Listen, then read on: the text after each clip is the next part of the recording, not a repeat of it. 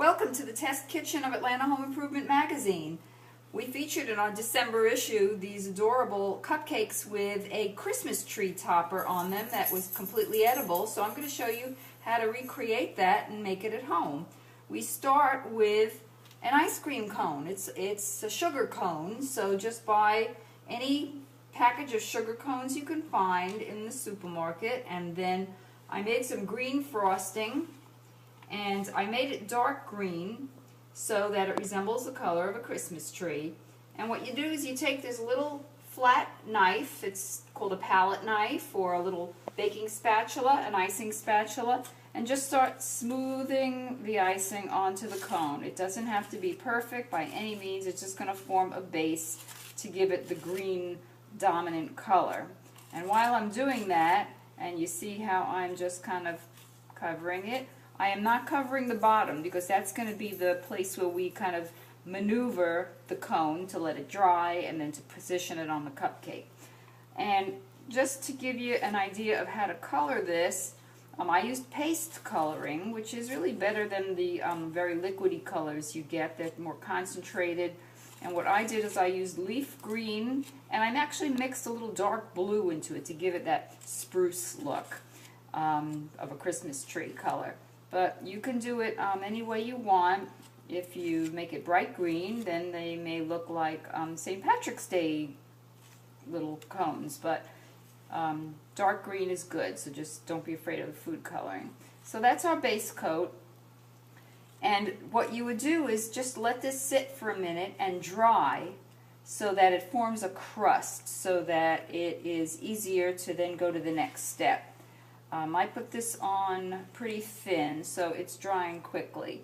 And you can use any frosting that is shortening based with confectionery sugar, and if you would like the recipe, you can email me at Sandi, S-A-N-D-I, Edelson, E-D-E-L-S-O-N, at bellsouth.net.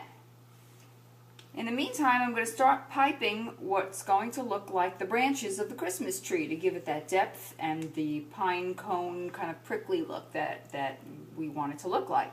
So this is a pastry bag that is fit with a number 21 star tip.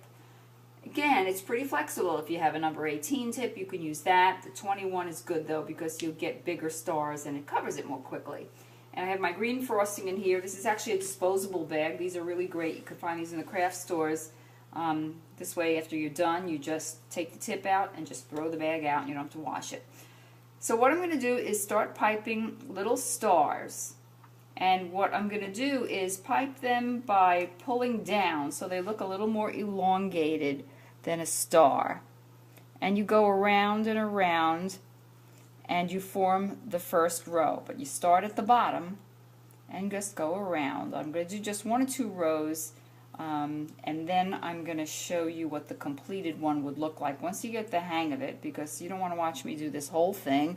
It's like watching grass grow.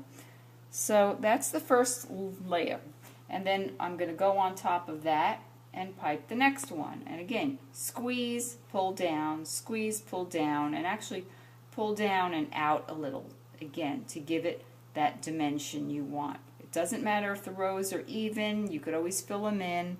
It's very easy to correct your mistakes. So we're going to go around. I'm going to show you one more row just so you get the hang of how we're tiering the little stars. And I'm going to put it down right now. And then I'm going to cut to the chase and show you what a completed one looks like. Once you've gone all the way around and gone all the way to the top, voila! It looks like this. And I started to decorate mine already, but the next step after it's done, and again, if you can see this, my frosting got a little crusty, which is what you want because it makes it more durable. And don't worry about if you have to move it, about squishing the bottom, because it's going to sit on the cupcake that's got a little white frosting on it. So this will be buried into the white frosting and it'll look like it's sitting in snow. And if it gets squished, you know something, you can really fix it easily. Just take your little bag, and here's a little flat spot from me pinching it, and just go bop and go right over it. what I did was I used little sugar pearls to decorate them and simulate the ornaments on the tree. Again, go to the craft stores and just look in the aisle where they have these little decorating supplies, and your imagination will take you to your perfect tree. You can use different colored ones. You can also use, this is gold glitter, which I'm going to show you in a minute. This is something you can use and sprinkle it on. And again, I use this as a tool to maneuver my tree.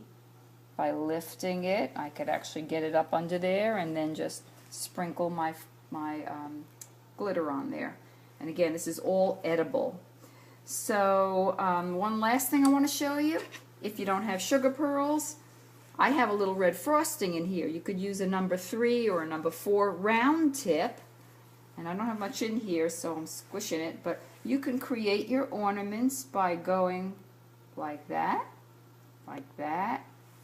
or you can actually use the red frosting with a leaf tip and make it look like holly. So let your imagination go wild and create your tree. It's a great project to do with kids. Each kid could decorate their own tree. You can actually create garland by going around with the star tip in another color and really make it look good. So thanks for watching. Enjoy it. Have fun. And happy holidays.